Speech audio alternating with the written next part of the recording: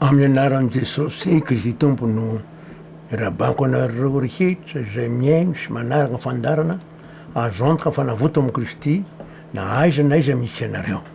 Mahasavan'Andriamanitra amintsika rehetra dia mba ho tanteraka amintsika ny fikasana satria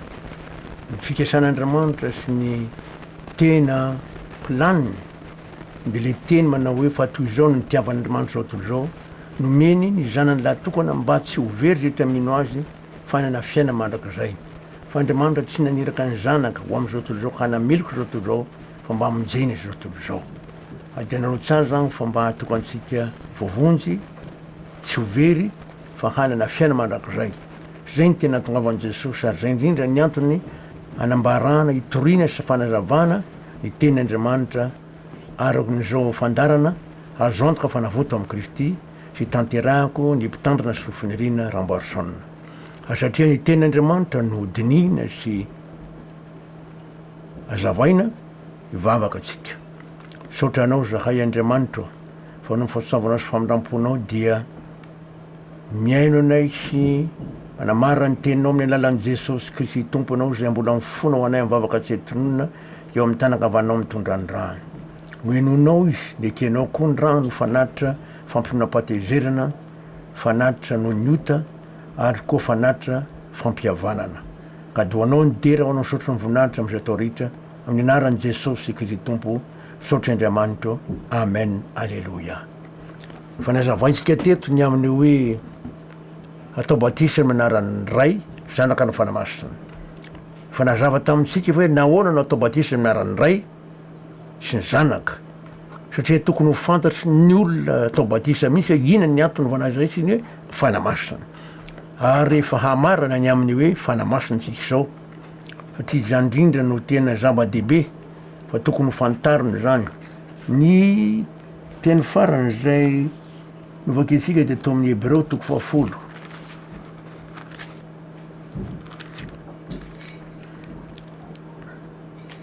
Hebreo 10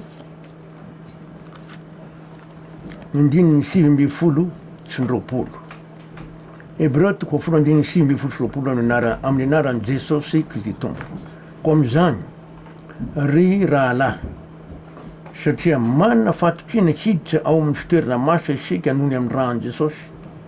amin'izay lalina na tokony ho antsika dia lalina vaovao sady velona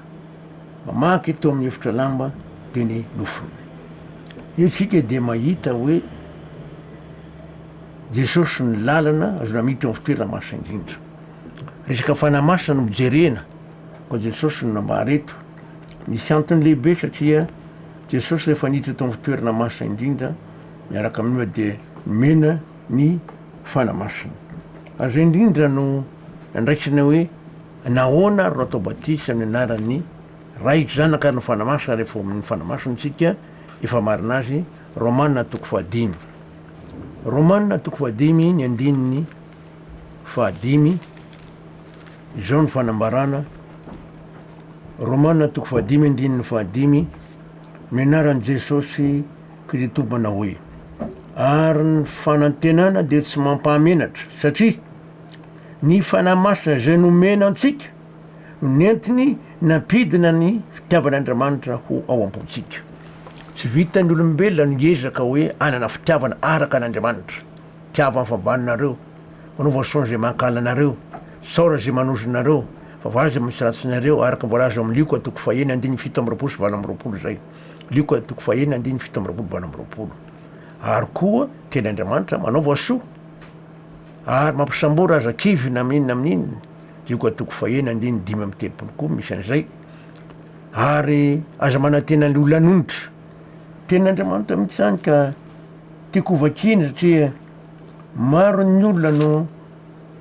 mampisambotra vola olona nefa dia enje na aratsiny le olona. Ary zay indrindra ny tenin'Andriamanitra amin'ny ratsy ny fanamasina mihitsy no manatanteraky zany eo amintsika. Tsy misy hevitra mihitsy zany. Lioka 1 andininy 4 sy 5 amin'ny anaran'i Jesosy Kristy Tompo. Raha mampisambotra zay antenainareo fa mbola hanondrika ianareo,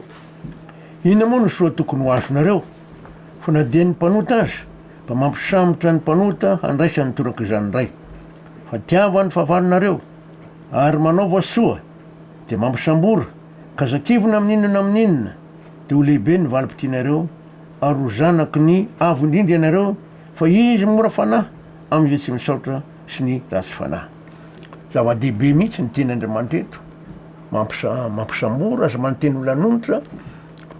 fa mpanota nge mampisambotra nefa manantena le olona anonitra ary raha tsy mamerina le olona de injeny mihitsy ary mazava tsara ny tenyandriamanitra hoe manaova soa ary zakivy amin'inona amin'inona mety mbola hisambotra ihany le olona zakivy mihitsy am'izany zavatra fanambarana izany. Toy asika ihany hoe le fitiavana Jaona voalohany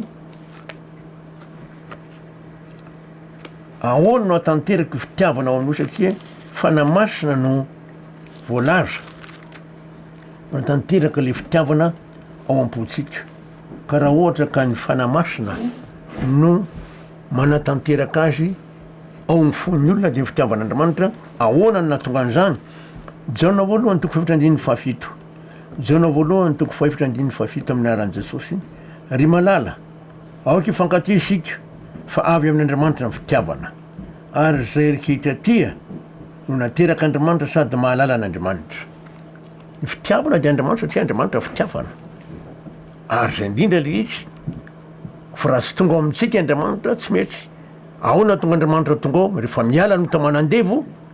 tao am' Jesosy niara-vomy tam' Jesosy niara-maty taminy miala no tamanandevo de tonga amintsika Andriamanitra araka mboalaza any amin'ny Romana toko fahenina ny andindro am'roapolo zay manao hoe amin'ny anaran'i Jesosy Romana toko fahenina andindro am'roapolo ankehitriny rehefa natao afaka tamoty ianao ka tonga andevon'Andriamanitra zereo tsara hoe tonga andevona rehefa natao afaka tamoty de tonga andevon'Andriamanitra ary manana mivokatra reo am'famasinana ary mifarany de fiainana mandrakizay zay voalaza amin'ny Romana toko fahenina andininy roa am'roapolo satria raha tsy miala mihitsy reo tamandevy tsy afaka miteo amintsika Andriamanitra ary Andriamanitra mitondra le fitiava satria fitiavana izy. Amin'ny andininy roa amby folo sy ny telo amby folo amin'ny Jaona voalohany toko faefatra andininy roa amby folo sy telo amby folo Jaona voalohany toko faefatra andininy roa amby folo sy ny telo amby folo amin'ny anaran'i Jesosy. Tsy mbola nisy olana hita an'Andriamanitra naovinina raha mifankatia isika de mitoetra ato amintsika Andriamanitra hatanteraka amintsika ny fitiavana. Mazava tsara ny teny ahoana no hatanteraka fitiavan'Andriamanitra amintsika rehefa mitoetra amintsika Andriamanitra mitoetra amintsika Andriamanitra rehefa afaka mitamanandevo tonga amintsika Andriamanitra. Ny andininy telo amby folo Jaona voalohany toko faefatra andininy telo amby folo amin'ny anaran'i Jesosy. Zao no ahafantarantsika fa mitoetra ao aminy isika ary izy ato amintsika de nanomeziny amintsika ny fanahiny. Ny ahafantarana fa mitoetra amin'Andriamanitra ary izy ao aminatsika de nanomeza ny fanahiny ary mivakisika tany aloha ny Romanina toko fahadimy andiny fahadimy fa ny fanamasina zay nomena antsika nentiny napidina fitiavan'Andriamanitra ambontsika fa raha ohatsao zany le fanamasina tsy misy hevitra. Zava-dehibe zany fanambarana izany ary hovakitsika indray ny any amin'ny Ezekela satria ny fanamasina io tsy efa zatra manambaran'i Jesosy Kristy tompo ihany. Ezekela eny amby telopolo ny andininy eny amby roapolo fito amby roapolo misy teny toy zao. Ezekela eny amby telopolo andininy eny amby roapolo sy ny fito amby roapolo amin'ny anaran'i Jesosy. Ary omeko fo vaovao ianareo ary fanahy vaovao nataoko anatinareo ary itsoroko amin'ny nofonareo ny fo vato ka omeko fonofo ianareo ary ny fanahiko no ataoko ao anatinareo ka tonga anareo andeha araka lalako sy tandrana fitsipio ka anaraka azy. Mazava tsara eto fa le fanahy masin'Andriamanitra zao menany olona mihina ao amin'i Jesosy nazo fo vaovao sy fanahy vaovao de mahatonga an'le olona mahatandrana didin'Andriamanitra araka voalaza amin'ny fito amby roapolo ary ny fanahiko nataoko ao anatinareo ka tonga anareo andeha araka ny lalako tsy tandrana fitsipio ka anaraka azy. Nahoana moa no natonga ny fanambarana hoe ny fanahiko ataoko anatinareo ka tonga nareo hitandrany didy sy mitsipy sy anaraka azy satria rehefa miantony mahatonga ny fanamasina mampitandra an'le olona ny didin'Andriamanitra de misy antony. Ina ny antony? Timoty voalohany toko voalohany andininy fahadimy Timoty voalohany toko voalohany andininy fahadimy amin'ny anaran'i Jesosy fa ny antony didy de fitiavana avy amin'ny fo madio sy fietretina tsara ary fona tsy mety tsara velatsy. Ny antony tandremana ny didin'Andriamanitra dia tanteraka le fitiavana avy amin'ny fo madio sy fietretina tsara ary finoana tsy mety tsara velatsy mihitsy. Asa amin'ny fanahy masina zany ary zay nahatonga ny hoe atao batisa amin'ny anaran'ny ray zanaka ary ny fanahy masina tokony ho fantatsy ny tsiray hoe zany ny tena asa amin'ny fanahy masina zany atao amiko rehefa atao batisa. Zany nahatonga ny ten'Andriamanitra io milaza hoe ampitoeriko anareo fanahiko mba aizanareo mitandra ny didy sy mitsipika anaraka azy. Ny tena antony zao fitandremana ny didin'Andriamanitra amin'ny lalan'ny fanahy masina de mahatanteraka ny fitiavana ary Andriamanitra amin'ny fon'ny olona araky ny titeny amin'ny Timoty voalohany toko voalohany andininy fahadimy ty fa amin'ny anaran'ny Jesosy hoe fa ny antony didy de fitiavana avy amin'ny fo madio sy fietretana tsara finoana tsy mety tsara velatsy. Tena zava-dehibe mihitsy zany ny asa amin'ny fanahy masina amin'ny fankatoavana sy zavatra tsy hain'olombelona mihitsy zany hoe mitandrina didin'Andriamanitra zany satria asain'Andriamanitra mitandra ny didin'ny olona tsy ho vitany fa amin'ny alalan'ny fanahy masina mba hatanteraka zany fitiavana izany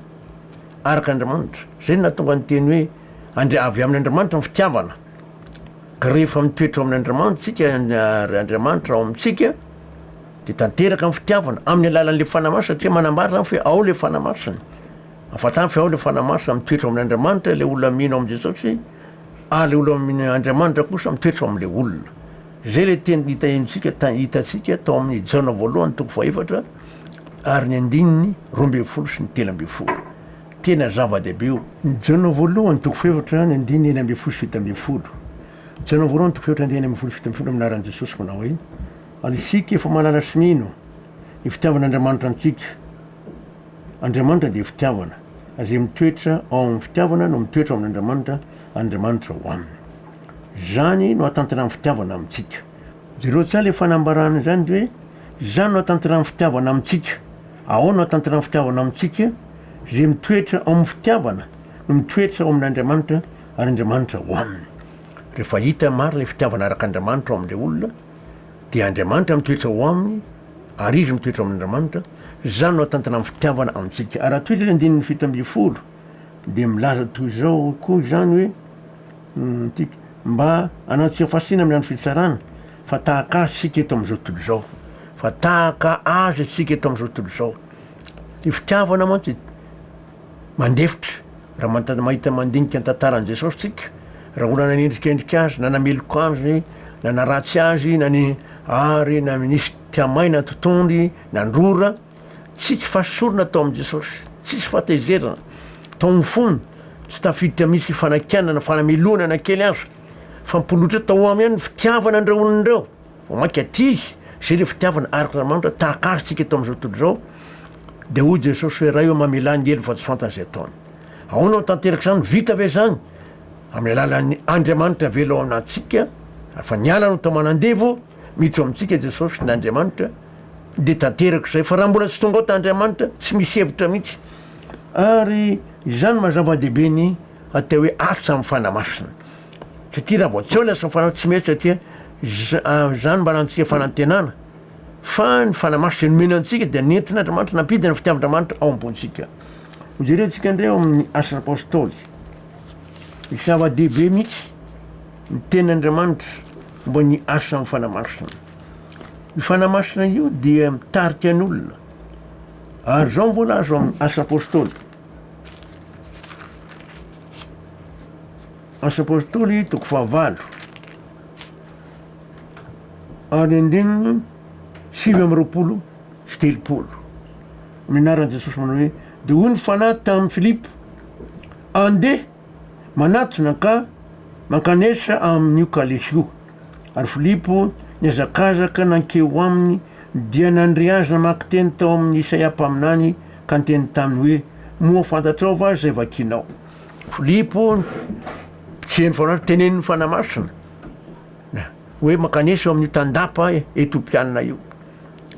De jereo tsara fa ny fanahy masina mibisika miteny amintsika ary raha olona tena ao amin'i Jesosy le olona ary zava-dehibe zay mitarika ny olona am'izay tokony ho izy mampafantatra azy tokony ho izy. Ary Petera raha araka ny voalaza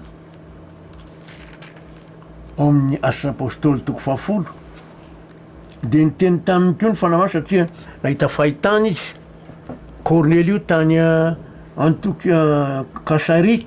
nahiraka olona nakany aminy ary ny fanamasy satria tsy mifaneresery amin'ny jentilisa ny jiosy de mifanamasina mihitsy rehefa tonga tao ambavahady nisy an'ny petera reo iraky cornely io reo iraky cornely io de ny fanamasina mihitsy no niteny zao mbolaza aminaran'i jesosy asa apôstôly toko 20 andininy 7 sy ndroapolo amin'ny anaran'i jesosy raha mbola nieritreritra ny fahitana petera de hoy ny fanahy taminy indreo misy olona telo lahy mitady anao fa mitsangana sy anao dia midiny ary mandehana miaraka aminy ka azo amin'ny salasala fa zaho no nangiraka azy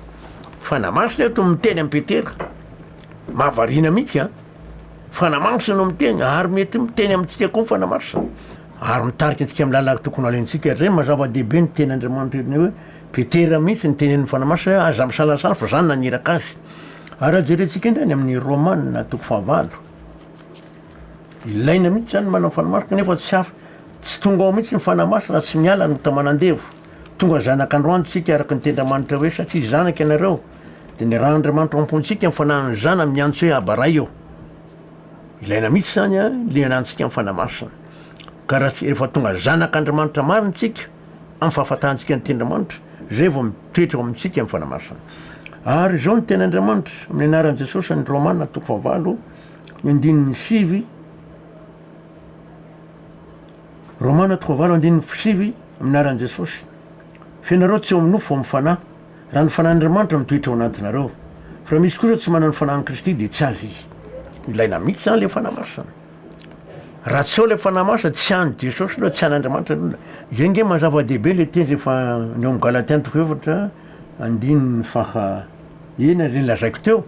manao hoe amin'ny anaran'i Jesosy satria zanaky ianareo de ny raha Andriamanitra ampontsika mifanahany zana miantso hoe abaray eo ka mazava tsara le Romanina toko 9 raha misy olona tsy manana ny fanahin'i Kristy de tsy azy izy raha fanah'Andriamanitra mitoetra ao anatiny ao de olo araky ny fanahy ilainy zany toizatsika indray Romanina toko 9 indininy faha 10 amin'ny anaran'i Jesosy fa raha Kristy no mitoetra ao anatinareo na de maty ihany aza ny tena no ny ota dia fiainana kosa ny fanahy no ny fahamarinana de fanamasina mitondra fiainana hitantsika eto amin'izany fa zava-dehibe nanana ny fanamasina kanefa raha vao tsy miala no tamandefa tsy misy hevitra raha tsy voambo le olona trano araky nofo tsy misy hevitra zany hoe ahatonga antsika tena zanak'Andriamanitra Romanina toko 9 ny andininy 12 Romanina toko 9 andininy 12 amin'ny anaran'i Jesosy satria raha ny fanahiny zay nanangana an' Jesosy tamin'ny maty mitoetra ao anatinareo de zay nanangana an' Kristy Jesosy tamin'ny maty no amelo antindro mety maty amin'ny fanahiny zay ao anatinareo ny andininy 12 zay fanahyn'Andriamanitra no mamelona atonga n'olona vela araky ny fanahy fa tsy vita ny ezaka olombelona io hoe za hiezaka za teny hivavaka mafy tsy vitan'zany tsy vitan'zany io fanamasina io mibisika mampafantatra zay mazava-dehibe hoe atao batisy amin'ny aran'ny ray zanaka ary ny fanamasina satria ny fanamasina mihitsy no mitarika an'le olona mampafantatra ny olona ny zavatra rehetra ilaina zany jereo tsara io fanambarana io amin'ny anaran'i Jesosy andiny 12 amin'ny Romanina toko 9 Romanina toko 9 12 raha ny fanahiny zay nanangana ny Jesosy tamin'ny maty no mitoetra ao anatinareo de zay nanangana ny Kristy Jesosy tamin'ny maty no amelona nytenareo mety maty amin'ny fanahiny zay mitoetra ao anatinareo fa mitoetra amintsika amin'ny fanah'Andriamanitra de io mamelombelona antsika amin'ny fiainana ara-panahy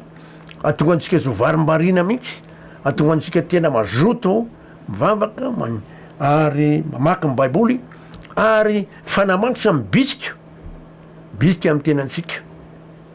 zay zavatra lehibe zay ary asa amin'ny fahasoavan'Andriamanitra io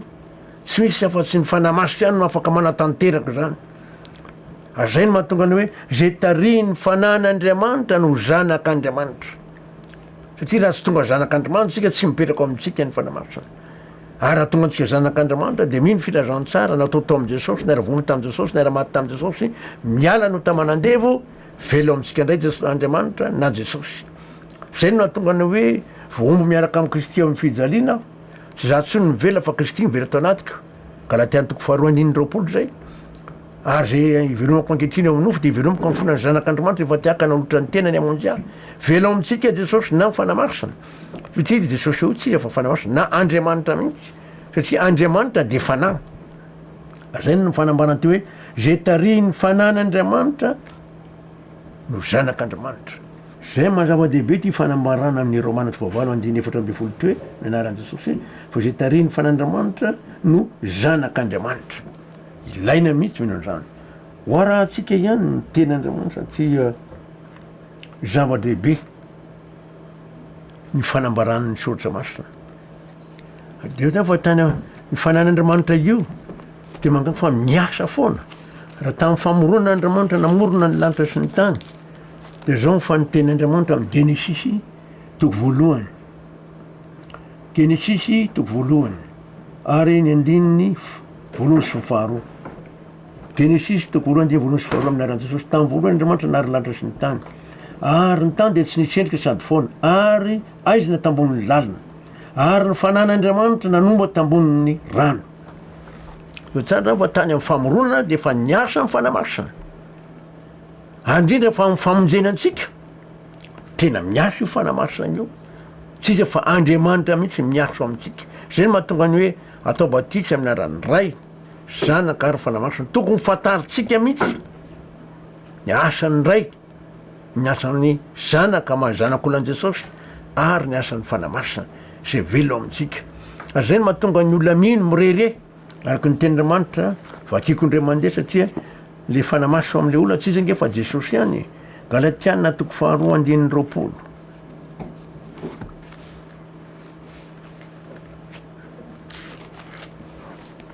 galatiana toko faharoa andininy roapolo amin'ny anaran'i jesosy mina hoe voombo miaraka am'i kristy amin'ny fijaliana aho tsy zato sy ny mivela fa kristy mivela tao anatiko fa zay velomako ankehitriny eo amin'ny nofo de velomako amin'ny fonany zanak'andriamanitra zay efa tiaka naolotra ny teniny amonjy ah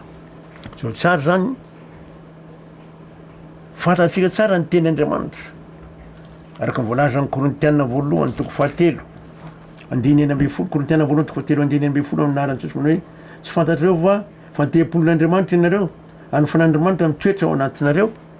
fanandriamanitra anao kanefa voalaza teo fa hoe tsy zato sy noveo fa kristy mivela tao anatiko le fanamaso ihany tsy izy fa jesosy kristy tompo mihitsy voalaza koa ny korintianina voalohany toko fahenina andininy simby folo sy ny roapolo korintianina voalohany toko fahenina andininy simby folo sy ny roapolo amin'ny anaran'i jesosy ahoana ary moa tsy fantatrareo fa ny tenareo de tempolon'ny fanamasina zay ao anatinareo sady efa azo tamin'andriamanitra ka tsy tompo ny tenanareo ianareo fa olombo vidy ianareo koa de mankalazan'andriamanitra amin'ny tenanareo mazava-tsara eto fa zao fa ny teninareo de tempolon'ny fanamasina zay ao anatinareo mazava-tsara io azay no mahatonga ny teny hoe le fanamaso aminy hoe jesosy satria ny baiboly nte tsy zato sy novelo fa kristy veto anatiko io jesosy marina ave io de mazava-tsara ny tenyandriamanitra ny fanambarana io araky nyvoalaza amin'ny kolosianina toko voalohany kolosianina toko voalohany andiny eny amby roapolo fito amby roapolo kolosiana toko voalohany andiny eny amby roapolo fito amby roapolo amin'ny anaran'i jesosy manao hoe amin'ny anaran'i jesosy manao hoe dia ny zava-miafina zay voafina hatramin'ny fahagola sy ny taranaka maro fa voaseho ankehitriny amin'ny olo-masina zay efa tian'andriamanitra nampafantarina ny areny voninahitra ty zava-miafiny ty any amin'izay ntilisa de kristy ao anatinareo zay fanontenana voninahitra jesosy zany a le zava-miafina ao anatin'ny olona tsy fa fanamasina io ary tena zava-dehibe ka itsaroa antsika andriamanitra zany fanambarana zany satria izy no mampafantatsika fa ilaina tokoa ny manana amin'ny fanamasina ary zay no mahatonga ny atao batisy amin'ny aran'ny ray zanaka ny fanamasina mazava zay a ka itsaroa antsika andriamanitra mampafantatra antsika an'izany ary ny olo atao batisa de tokony hahafantatra an'izany mba fantany tsara io ay moa zao ny asan'ny ray ato amiko, zao ny asan'ny zanaka mazanak'olon' Jesosy tamiko, azao ny asan'ny fanamasina ato amiko. Saotsika Andriamanitra mandrakizay ny famindram-pony. Amen. Ivavako tsika. Saotranao zay Andriamanitra ny famindram-ponao, fony fahasoavanao dia tanteraka ny fanazavana mbony amin'ny hoe atao batisy amin'aran'ny ray zanaka fanamasina. Ady misaotranao zay fa mazava zany tokony ho fantatry ny tsiray avy zay atao batisy. Ka do anao nideranao sofo nao nivoninahitra minaran'i Jesosy Tompo. Saotry Andriamanitra. Amen. Alleluia. Filoma mandray-peona fahasoavan'Andriamanitra amintsika rehetra amanakindray tompoko ho voninahitry Andriamanitra minaran'i Jesosy.